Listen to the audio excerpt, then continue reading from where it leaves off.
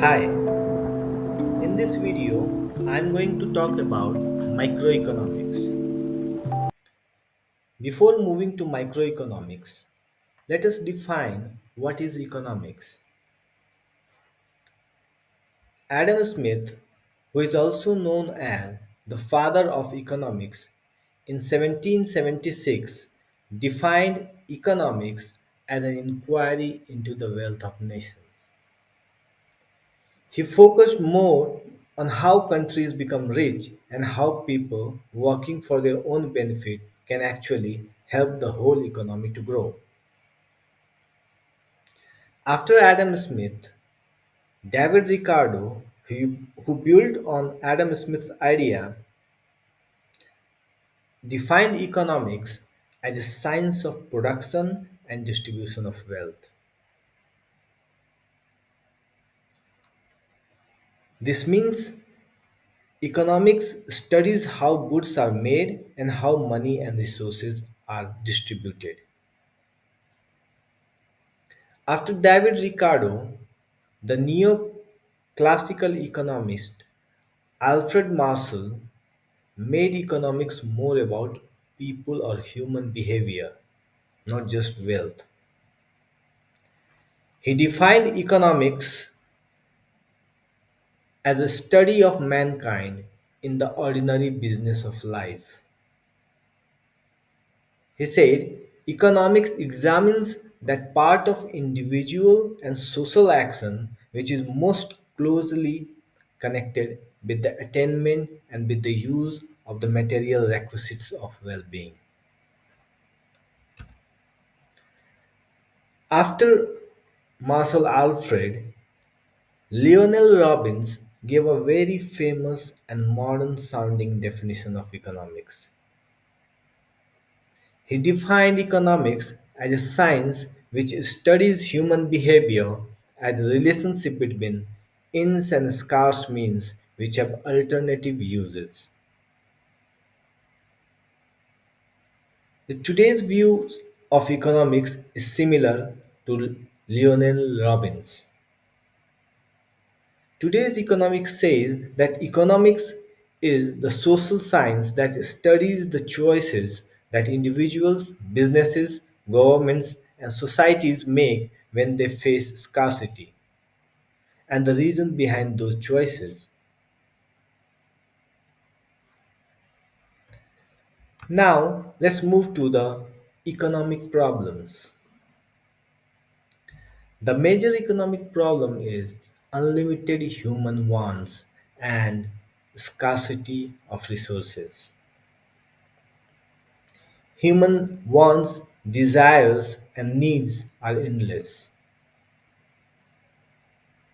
Human wants are endless in the sense that they go on increasing with increase in people's ability to satisfy their needs. While human needs are unlimited, resources available to satisfy those human wants are limited. And this is the problem.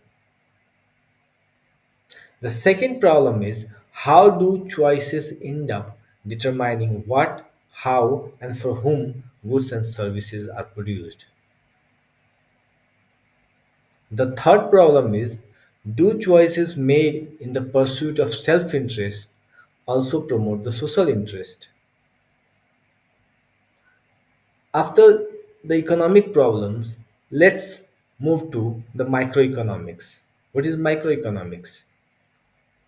Economics is actually divided in two main branches, microeconomics and macroeconomics.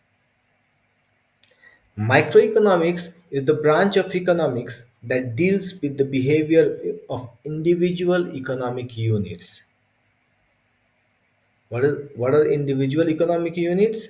They are consumers, farms, workers, entrepreneurs, investors, etc., and the markets.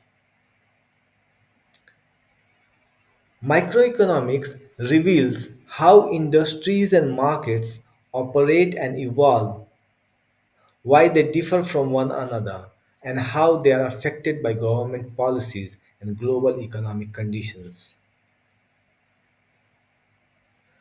Microeconomics is much about limits. How consumer with limited income spends its money on different types of goods. How farms with limited resources invest in their projects that are profitable. This is all microeconomics. Also, how, and for whom is the main subject matter of microeconomics.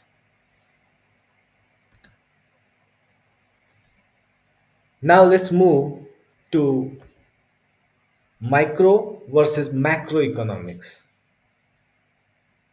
Microeconomics is the branch of economics that studies decision making by a single individual, household, farm, industry, or level of government. Microeconomics is all about allocation of scarce resources, a systematic study of economizing behavior of consumers, producers, and resource owners, and determination of the price of goods and services make the central theme of microeconomics. Whereas macroeconomics is actually the branch of economics that studies decision making for the economy as a whole. It is the branch of economics that deals with aggregate economic variables such as the level and growth rate of national output, interest rates, unemployments, inflations, etc. Now let's move to a question that is microeconomics a positive or normative science? Microeconomics is actually concerned with both. As a positive science, microeconomics seeks to answer questions such as what it is, and what will be. For example, what will be the impact of change in price on demand for any good? Or why does marginal utility decreases with additional consumption of one more unit of any good? Or what is the impact of increase in subsidy on the price and demand of any good? These are all positive questions that is answered through microeconomics. Microeconomics is also a normative science that seeks to answer the normative question what ought to be on the basis of certain predetermined norms and social values. Now let's talk about microeconomics as trade offs. Microeconomics describes the trade offs that consumer, workers, and farm face and shows how these trade offs are best made. It describes how consumer, based on their preferences, maximizes their well-being by trading off the purchase of more of some good for the purchase of less of others. While workers make trade-off between working or attending more skills through education, or they make trade-off in their choices of employment, or they may trade-off between work and the leisure time. Whereas farm, they also face limits in terms of kinds of products that they can produce and the resources available to produce them, and end up trading off to maximize profit or minimize cost. Now let's see the uses of microeconomics. Microeconomics provides a theoretical framework for a systematic analysis of economic behavior of the individual households, farms, industries, and factory owners. Microeconomic theory facilitates the understanding of what would be a hopelessly complicated confusion of billions of facts by constructing simplified models of behavior which are sufficiently similar to the actual phenomena to be of help in understanding them. Microeconomic theories establish cause and effect relationship between two or more interrelated and interdependent economic variables at micro level and thereby provide the basis for predicting the future course of economic events.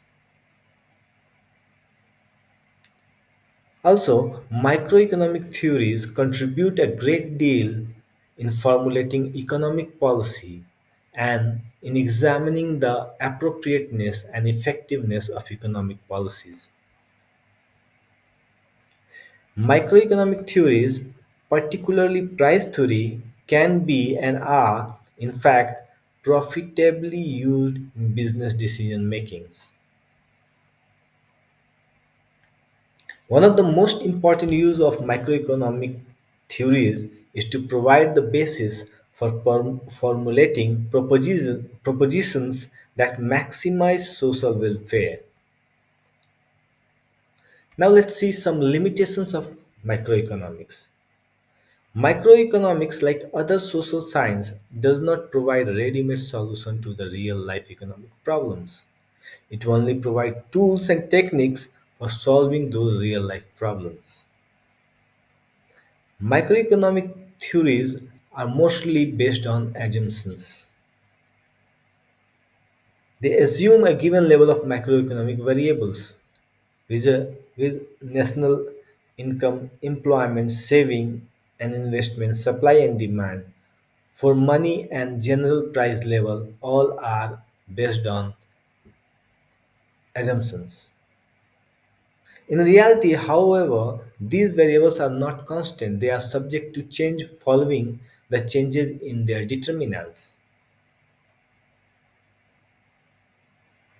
Other limitations of microeconomics is that microeconomic theories assume, in general, the existence of a free enterprise system in which the invisible hands, that is, market forces, are assumed to play their roles freely.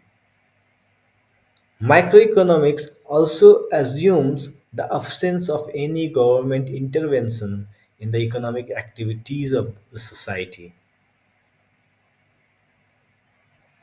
Other limitation of microeconomics is that it provides only a partial analysis of economic phenomena. Microeconomic theory, therefore, cannot be applied to study the complex economic system treated as one unit. This is all for today. Thank you very much.